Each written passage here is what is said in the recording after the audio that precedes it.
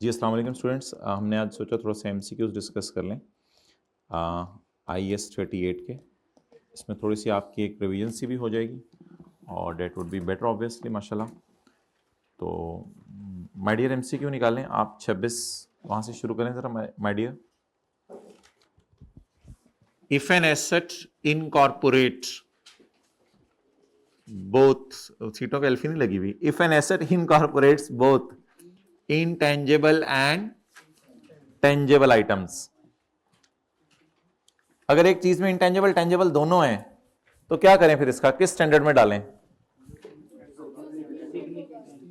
जो सिग्निफिकेंट होगा। अगर लैपटॉप के साथ सॉफ्टवेयर आ रहा है तो इसे कहां डाल दें? IS-16 में। और अगर सीडी में सॉफ्टवेयर आ रहा है IS-38। याद है ये बात? तो मार्च 2024 वालों के साथ ये हुआ था एक नंबर का, मैंने आपको ये बताना था। इधर IS-16 और IS-38। भाई ये तस्वीर भेज दो, ये LAS-38 नहीं है, IS-38 है। Either IS-16 or IS-38, but once adopted should be applied to all such assets consistently. IS-38, IS-16 and IS-38 by segregating the cost of each. नहीं नहीं नहीं, ये नहीं करना। Either IS-16 or IS-38 depending on which element is, ये बात है। IS-16 लगेगा या IS-38 लगेगा, जो भी एलिमेंट सिग्निफिकेंट है। पहली ऑप्शन में पता है क्या लिखा हुआ था कि IS-16 या IS-38 लगा दो, और एक दफा दोनों में से जो मर्जी लगा दिया हमेशा उसी को लगाओ। ये बात नहीं है, दोनों में मर्जी नहीं है। इधर IS-16 और IS-38 depending on which element is significant बात है असल में। चलें जी, MCQ नंबर 25 बताएं। अगर आप लोगों को थोड़ा थोड़ा वेबसाइट कॉस्ट याद है तो। नहीं, डिफाइनिंग हार्डवेयर तो प्लानिंग फेज थी, इवेल्युएटिंग ऑल्टरनेटिव भी प्लानिंग फेज थी। तो ये तो वो थोड़ा सा बार बार पढ़ने वाला प्रोग्राम था, अगर ये याद था आपको तो। एक्सचेंज ऑफ एसेट तो भूल गया होगा, देखें जरा, भूल गया होगा, 4-5 दिन हो गए पड़े हुए, देखें।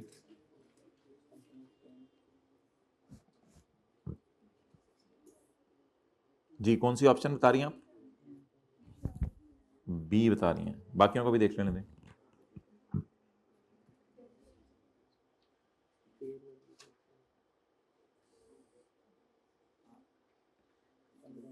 पढ़ा हुआ एक्सचेंज ऑफ एसेट, फिर बताएं ना। बी, एक कंपनी ने एक्सचेंज की intangible having a fair value and carrying value of 15 million. Old की फेयर वैल्यू मुझे तो नहीं 13.6 लग रही, 15। अच्छा, ओल्ड की फेयर वैल्यू 15 और उसकी book value 13 point with new intangible having a fair value कितनी? 18. An amount of 3.2 was also paid in cash. If this transaction lack commercial substance. तीसरा सिनेरियो, तो फेयर वैल्यूज तो फिर देखनी ही नहीं। BV of old plus cash paid. What is BV of old plus cash? 16.8।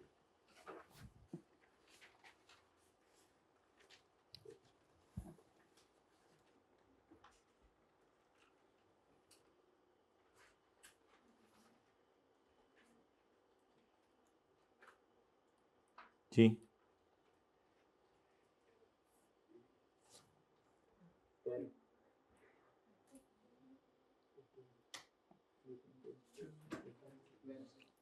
भाई अपने जवाब पे कॉन्फिडेंट रहें, अगले के जैसे ना परेशान हो। अगर आपने सही सोचा है, अब तो 12 सुन के तो 15 सुन के दोबारा सोचने लग गया था, ये ना कर। 12 है। An entity acquired a patent for a period of 10 years at a cost of, the patent can be further renewed for another period of at a nominal ही है ना 90 के मुकाबले में एक, at a nominal price। तो फिर ये कितनी हो गई? 15 साल। एंटिटी एस्टिमेटेड दैट, इसका फायदा कितना साल लेंगे? 12 साल। अब बताएं यूजफुल, ये तो लीगल लाइफ हो गई, यूजफुल लाइफ हो गई, तो शॉर्टर कितनी है? 12 को लेंगे। हाँ, useful life of patent in the years is as follows. वैसे उसको पता क्या लिखना चाहिए था, यूजफुल लाइफ फॉर अमोर्टाइजेशन उसे लिखना चाहिए था, लेकिन useful life in any case भी 12 ही है। मेरे ख्याल से ये फिर यही इसका मतलब होता कि useful life for amortisation purpose इसका मतलब होता।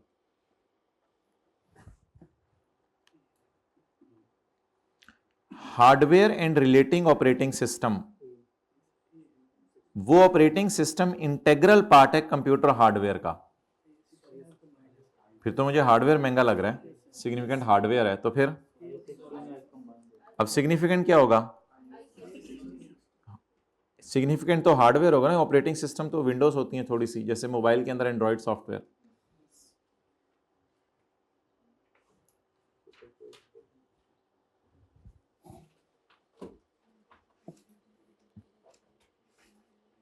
आपने जाने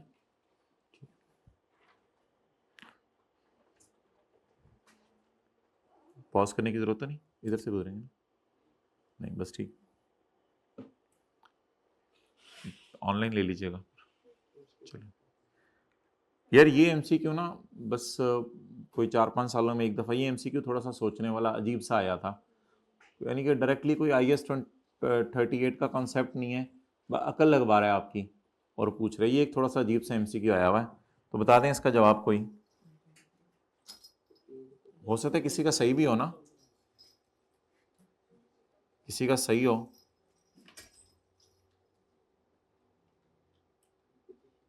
बता देना, जो ऑप्शन दिल में आ रही है बताएं।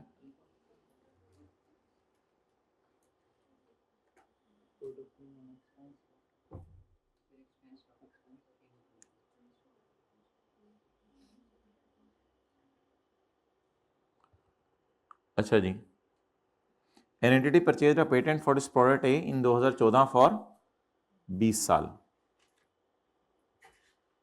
इन 19, 14, 15, 16, 17, 18 5 साल बाद इन 19 the entity purchased a patent of competing product for 20 years। जो मैंने पेटेंट खरीदा है उसकी अब लाइफ 20 है, लेकिन मेरे पुराने वाले की रह हुई है 15। मेरे पुराने वाले की ओरिजिनल कितनी थी 20, नए वाले की ओरिजिनल लाइफ, लेकिन अब जो मैंने खरीद लिया है तो मेरे पुराने की इस वक्त लाइफ कितने साल रह हुई है 15, और नए की अल्लाह का शुक्र है oh, it is purchase to eliminate the competition of product A, ये पर्पज है इसका। However, we does not intend to manufacture the competing product, लेकिन हम 20 साल तक कंपीटिंग प्रोडक्ट बनाने का इरादा नहीं रखते। ये तो 20 साल तक बना सकते हैं, बनाने का इरादा नहीं रखते। मकसद ये था कि उसको मार्केट से फारग करना, इसलिए उसका पेटेंट खरीदा, उसको मार्केट से भेज दिया। Excellent. The sole objective is to eliminate the competition, That's why 15 साल तक कंपेटिटर हमें तंग नहीं करेगा। माना कि 20 साल तक हम उससे पेटेंट लेके चीजें बना सकते थे, लेकिन मेरा इरादा उसकी वाली चीजें बनाना है ही नहीं। मेरा इरादा था उसको मार्केट से निकालना, वो मैंने निकाल दिया। अब मुझे बताएं, मैं पागल हूं, इतना हैवी एक्सपेंडिचर कर रहा हूं, मैंने हैवी एक्सपेंडिचर होगा ना मार्केट से उसको निकालने के लिए, इतना हैवी एक्सपेंडिचर करके मैं उसको एक्सपेंस में डाल दूं। मकसद ये था कि 15 साल मुझे फ्यूचर में बेनिफिट आएंगे in the form of increase in my sale. तो yes, cost can be measured reliably and future economic benefits are probable, so it is not an expense. Why it is an asset, mobile नहीं use करना, why it is an asset, why it is not an expense, oh sorry, why it is not an expense, why it is an asset, because cost can be measured and what future economic benefits are probable, 15 years तक cell बढ़ेगी। और अगर मैं उसकी चीज बनाता, अगर लिखा होता however the entity does intend to manufacture the competing product, फिर ऑप्शन बी होती, फिर मैं इसको 20 साल अपने पास रखता।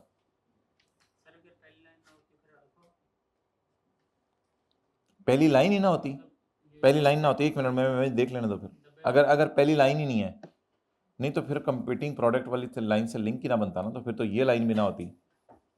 फिर तो फिर सवाल वैसे ही सादा सा बन जाता।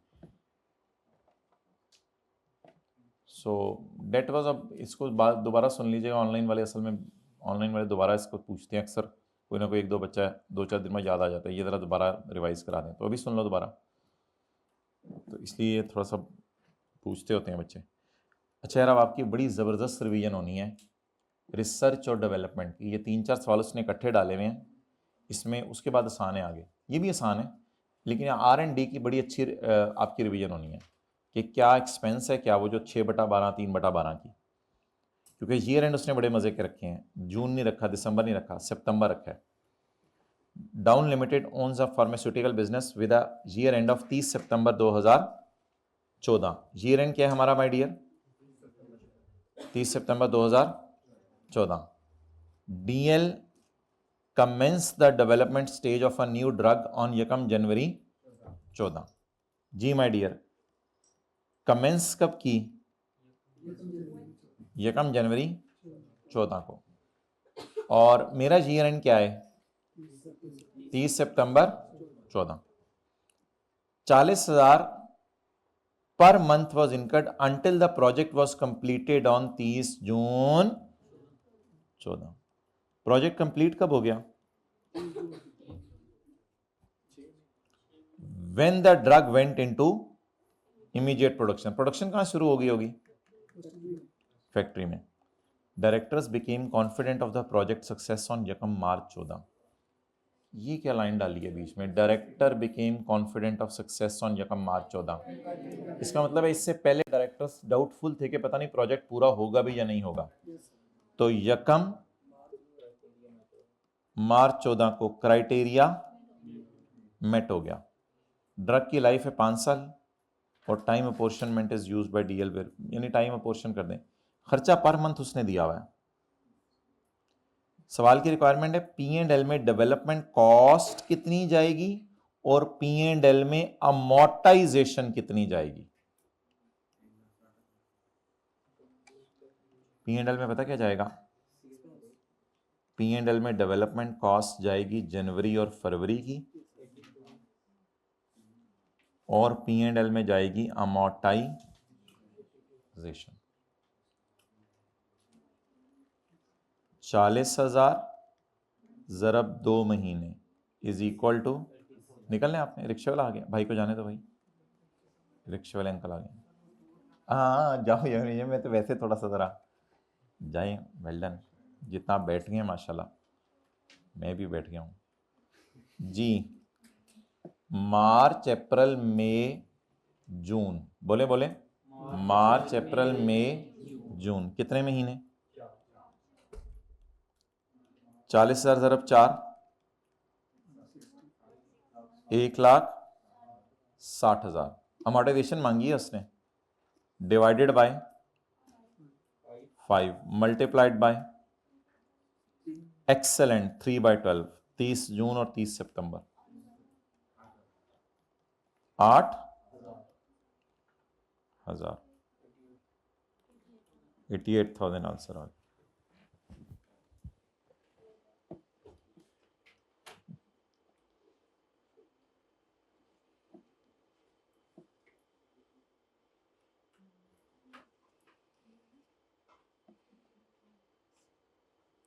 भाई जिस इसने जाना है अभी निकल जाए, आप 10-15 मिनट में। अच्छा आगे चलें। ठीक है, मुझे पता है सारा कसूर इसमें मेरा है, मैंने नहीं बताया था। आगे चलें। टोटल कितना हो गया? 88,000। एक दफ़ा पढ़ लें सवाल, सवाल एक दफ़ा दोबारा पढ़ लें 1-2 मिनट लगा के।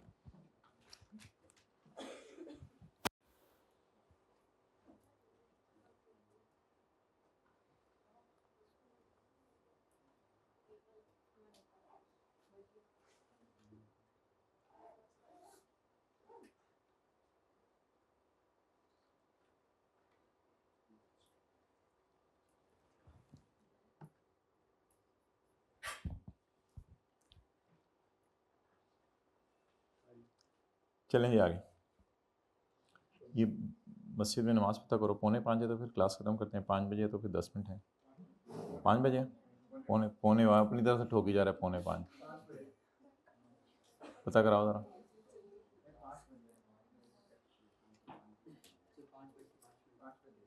5 की 5 मिनट पे नहीं होगी, 5 ही होगी। अच्छा चलें जी, 18 में कराता हूँ अभी, पहले 17 की तरफ आए, जाने दें। A company had 20 million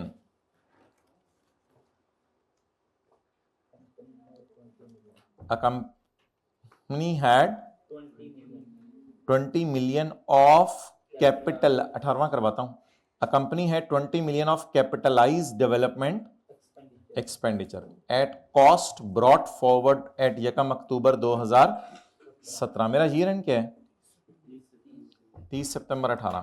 brought forward capitalise development कितनी है in respect of products currently in production?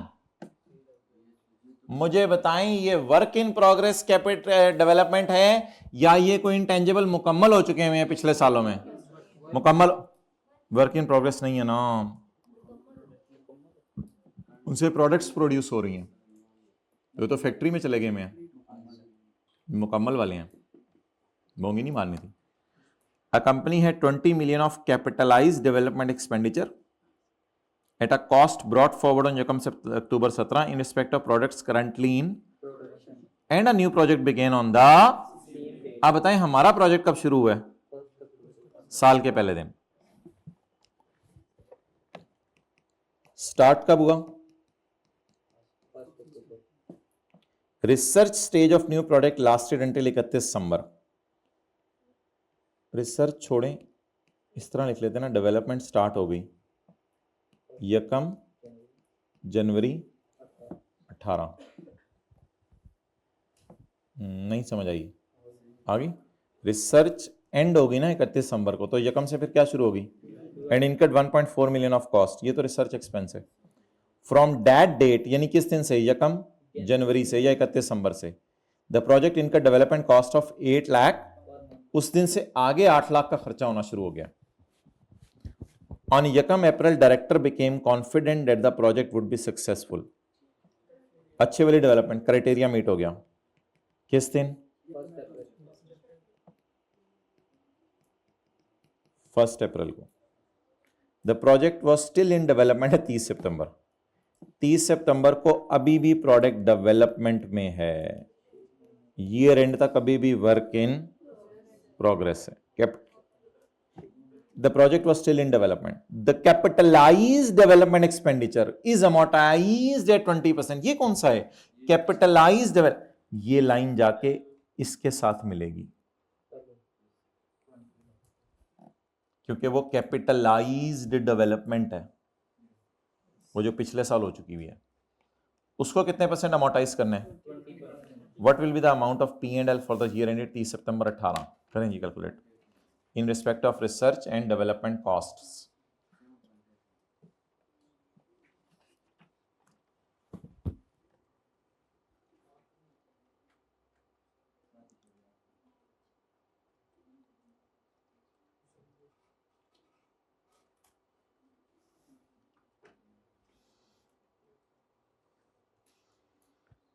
Part B किए लेक्चर का, इसमें हमने किए हैं पास पेपर क्वेश्चन नंबर 20, बाकी एमसीक्यूज हैं वो मैं बताता हूँ।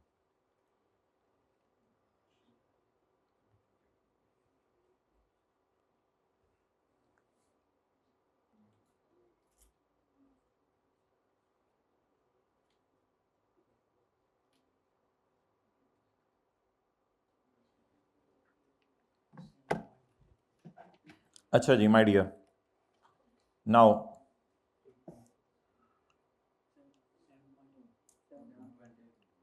अच्छा यार, अब कुछ बच्चे ना सवाल पूछते हैं, उनका सवाल भी किसी हद तक जेन्युइन है। वो कहते हैं रिसर्च एंड डेवलपमेंट बस नए प्रोजेक्ट की बता दें। ये मेरे ख्याल से पुराने की अमोर्टाइजेशन भी निकाल के आएँ, क्योंकि बार बार वो लफ्ज़ यूज़ करें डेवलपमेंट कैपिटलाइज्ड, तो पुरानी डेवलपमेंट्स को भी तो अब अमोर्टाइज करना है ना, जो मुकम्मल हो चुकी हुई हैं, तो उनकी अमोर्टाइजेशन भी निकालनी थी। आप लोगों में से किसी के जहन में तो नहीं ये सवाल आया था ना? सबको जमा करें, सबको जमा करें, P&L में सारा ही डालें। रिसर्च एंड डेवलपमेंट कॉस्ट्स जितनी भी हैं ऊपर पड़ी हुई। अच्छा, 1 बाय 1 चलें जी। सबसे पहले आप मुझे ये बताएं कि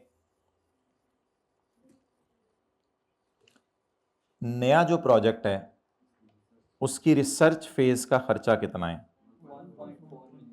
1.4 मिलियन।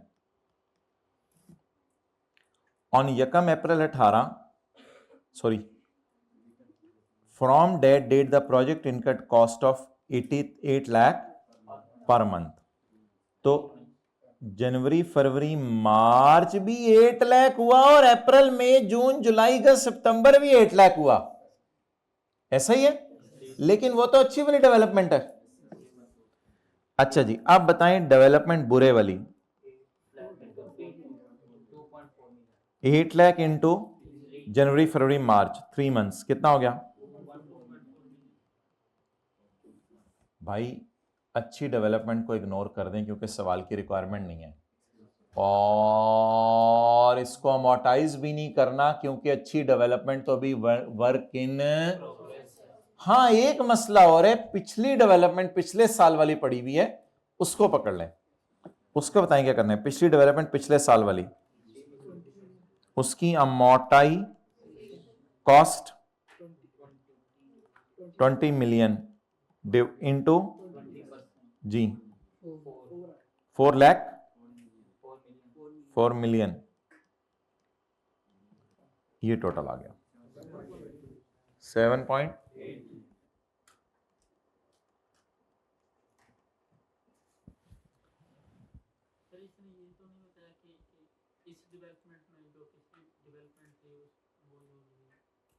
हाँ, ये दोनों प्रोजेक्ट्स अलग हैं। देखिए इधर, ये कोई सब्सिक्वेंट एक्सपेंडिचर नहीं है, ये दोनों प्रोजेक्ट्स अलग हैं। एंड ऑन जकम October inspector project currently in production and a new project begin, इसलिए इन दोनों को मर्ज नहीं करना, मिक्स नहीं करना।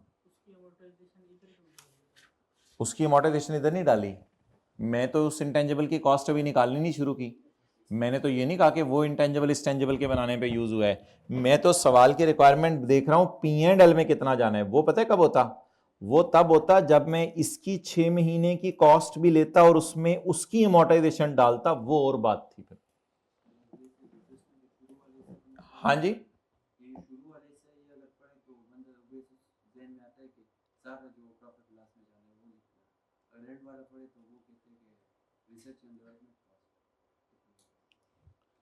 असल में वो पूछ रहे रिसर्च और डेवलपमेंट कॉस्ट कितनी जानी है P&L में। तो ये कन्फ्यूजन जेन्युइन है, कुछ बच्चों के जहन में आता है कि नए प्रोजेक्ट की रिसर्च और डेवलपमेंट ही डाल दें खाली, लेकिन असल में पुराना प्रोजेक्ट भी तो खुद डेवलप होके कभी इंटेंजिबल बना था ना, तो इसलिए मैंने पुराने प्रोजेक्ट की कॉस्ट को भी अमोर्टाइज कर दिया। मैं मानता हूँ सवाल की रिक्वायरमेंट थोड़ी कंफ्यूजिंग है। अगर बिल्कुल हार्ड एंड फास्ट सवाल की रिक्वायरमेंट पर है तो हम कह सकते हैं कि अमोर्टाइजेशन P&L में डालनी है, लेकिन उसने मांगी नहीं है।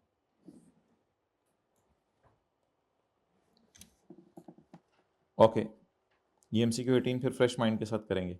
MCQ 17, during the year end to 31 December 2018 Faiz limited incurred 2 lakh of development cost for a new product. समझ आ गया? Faiz limited incurred 2 lakh of development cost for a new product. किस साल ये खर्चा किया?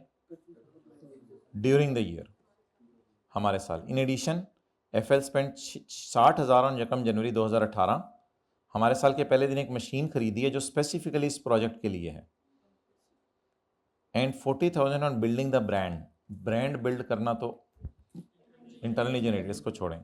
Commercial production is expected in अगला साल, इसका मतलब है अभी वर्क इन प्रोग्रेस है। Machinery is expected to last for 4 years। What value should be included in intangible in balance sheet? Balance sheet में इंटेंजिबल कितने पे जाएंगे? जाएंगे तो वर्क इन प्रोग्रेस में, लेकिन कितने पे जाएंगे?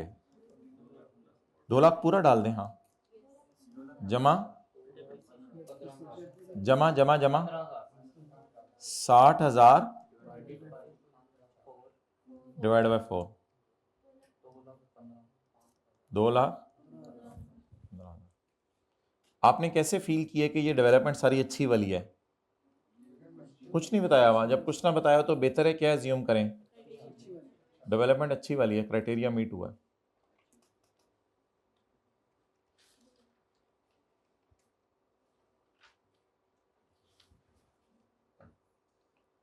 अच्छा, इसकी ये इक्विपमेंट साल के पहले दिन ले लिया था, थोड़ा लेट करके लिया था?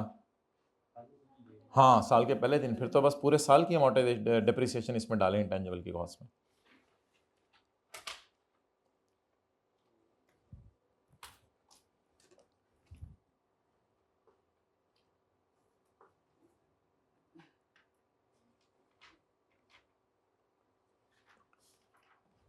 जी 15 पढ़ें।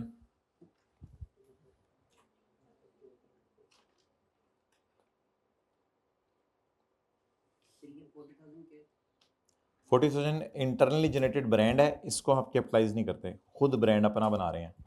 अगर बना बनाया ब्रांड खरीदा होता 40,000 on building brand. Building means developing, brand अपना डेवलप करना इज नॉट एन इंटेंजिबल। जी यार, ये थोड़ा सा मजे का एमसीक्यू था। Hal is developing a new product, expects to be able to capitalize the cost. Which one of the following would stop capitalization of cost? क्या चीज ऐसी है जो कॉस्ट की कैपिटलाइजेशन जो है वो रोक देगी?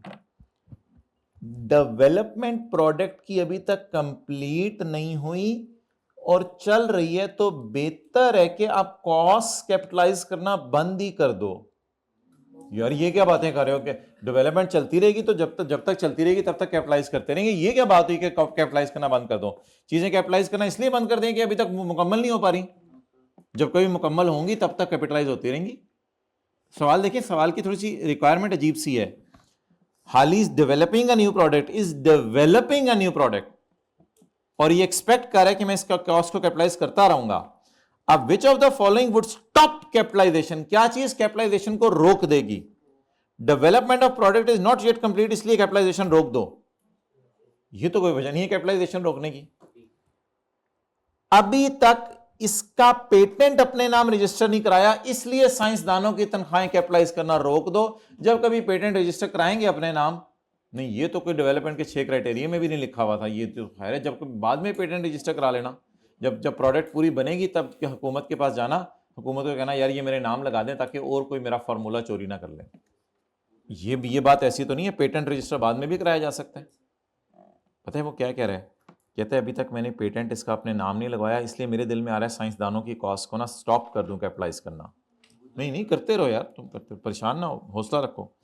अभी तक जो मैंने कॉन्ट्रैक्ट इससे पकड़ने हैं ना सेल के आने वाले दिनों में, जब जब फैक्ट्री में चीजें जाएंगी, वो कॉन्ट्रैक्ट अभी तक सेल के मैंने पकड़े, अभी तक साइन नहीं कर सका अभी तक मैं। वो चीज तो बनने दो यार, इज डेवलपिंग, अभी डेवलप कर रहे हो, तुम्हें बहुत जल्दी पड़ गई है। कहते इसलिए कि मैंने इस चीज को फैक्ट्री में रख के जब बेचना है लोगों को, तो उसके बेचने के कॉन्ट्रैक्ट अभी तक मैंने साइन नहीं किए, इसलिए मैं सोच रहा हूं भाई अब चीज बन जाएगी तो साइन कर लेना, कॉन्ट्रैक्ट भी सब कुछ कर लेना। कहते कॉस्ट नहीं पता चल रही साइंसदानों को कितनी धूम है। ये डेवलपमेंट के 6 क्राइटेरिया में से आखिरी क्राइटेरिया था, ये मीट नहीं हो रहा।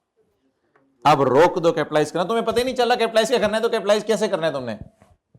अब बेहतर है कि तुम रोक दो। कितने लोग डी तक पहुंच गए थे? Okay. Which of the following statement regarding intangible is true? All intangible must be carried as amortized cost. भाई amortized cost एक मॉडल है ही नहीं कोई, या कॉस्ट मॉडल नाम है उसका, या ये मॉडल का नाम ही नहीं।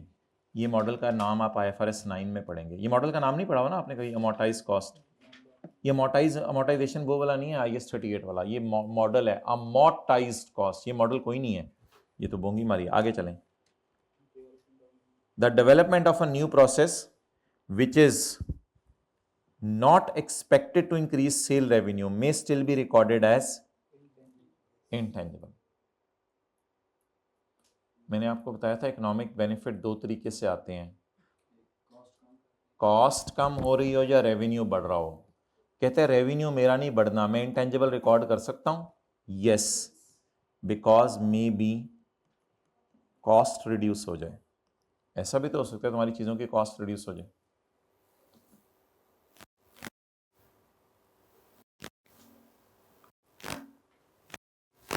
Expenditure on prototype of new engine cannot be recorded as an intangible because the prototype has a physical substance।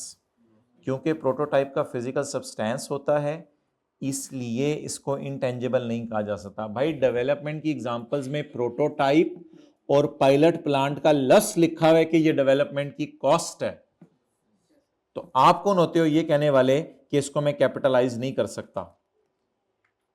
मैंने आपको बताया था पायलट प्लांट को टच कर सकते हैं, फिर भी डेवलपमेंट की एग्जांपल है। इसी तरह प्रोटोटाइप्स मॉडल्स होते हैं चीज़ों के, उनको भी टच कर सकते हैं। इससे क्या फ़र्क पड़ता है? टच कर सकते हैं, टच करने का कोई मसला नहीं है, इसको इंटेंजिबल बनाएं आप।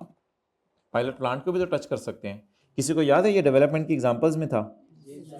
डेवलपमेंट की एग्जांपल्स में था प्रोटोटाइप, पहली एग्जांपल। अब सवाल क्या है?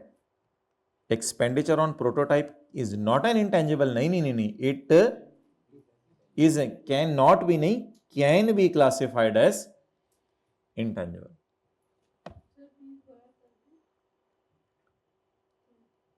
इंटेंजिबल तब रिकॉर्ड होता है जब फ्यूचर बेनिफिट आए, और cost can be measured reliably. ये बेसिक क्राइटेरिया तकरीबन हर स्टैंडर्ड में। फ्यूचर इकोनॉमिक बेनिफिट आने के दो तरीके हैं, या सेल बढ़े या कहते हैं मेरी सेल नहीं बढ़ रही, मैं इंटेंजिबल को रिकॉर्ड कर सकता हूं। हाँ, अगर कॉस्ट कम हो रही है तो कर सकते हो, वरना तो फिर नहीं। जी समझ आ गई?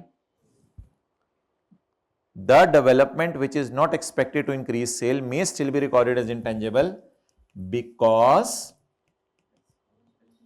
it may reduce cost, क्योंकि ये cost reduce कर देगी। ये तो वो रट्टा प्रोग्राम था। Which one of the following would be an example of research? ये देख लेंगे खुद ही कौन सी ऑप्शन है वैसे। सी, हाँ सही है। आगे चलें। ये हम वॉल्यूम 2 में करेंगे, ये भी नहीं करेंगे, हम वॉल्यूम 2 में करेंगे। Which of the following items should be recorded as intangible? Patents, licenses, special training courses. Patent भी बिल्कुल, पेटेंट अपने नाम कराना होता है ना, पेटेंट एक ड्रग को अपने नाम करवा लिया। 1 and 2. Which two of the following factors are reasons why key staff is not recorded as intangible? हमारे बड़े की स्टाफ हैं, सरासिफ हैं कॉलेज के, बड़े की एम्प्लॉई हैं हमारे, उनको कॉलेज वाले इंटेंजिबल क्यों नहीं करार दे रहे? They do not provide benefit. नहीं, बेनिफिट तो दे रहे हैं, पढ़ा रहे हैं। They can not be controlled by entity, they can not be controlled by entity. वैसे ये लॉजिक से इसको पूछनी नहीं चाहिए, ये पहली दफ़ा एमसीक्यू आया, कभी पास्ट पेपर में नहीं आया। लॉजिक क्यों पूछ रहे चीज़ों की? लॉजिक तो हमने नहीं उधर किताब में ज़्यादा पढ़ी इस तरह की, इस किस्म की। सेपरेबल, सरासिफ सेपरेबल हैं ऑर्गेनाइजेशन से, एम्प्लॉय सेपरेबल है। Their value can not B measured reliably. Value को खींच तान के मेजर किया ही जा सकता है किसी तरह के फ्यूचर में बेनिफिट कितना आने, but they can not be controlled. Main बात ये है। एम्प्लॉयज़ को क्यों नहीं बैलेंस शीट में शो करते, मुझे बताएं। They can not B control, their value can not B measured reliably. हाँ ये भी कर लें वैसे, their value can not B measured reliably, क्योंकि वैल्यू कैसे कैसे मेजर करेंगे रिलायबली? मार्केट में क्लिक क्लिक कर लें इसको भी, the value can not B measured reliably. चलें जी, ओवर करें बस, ठीक है। बाकी कुछ भी नहीं, ऐसे आसान आसान सी चीज़ें फिर किसी दिन कर लेंगे।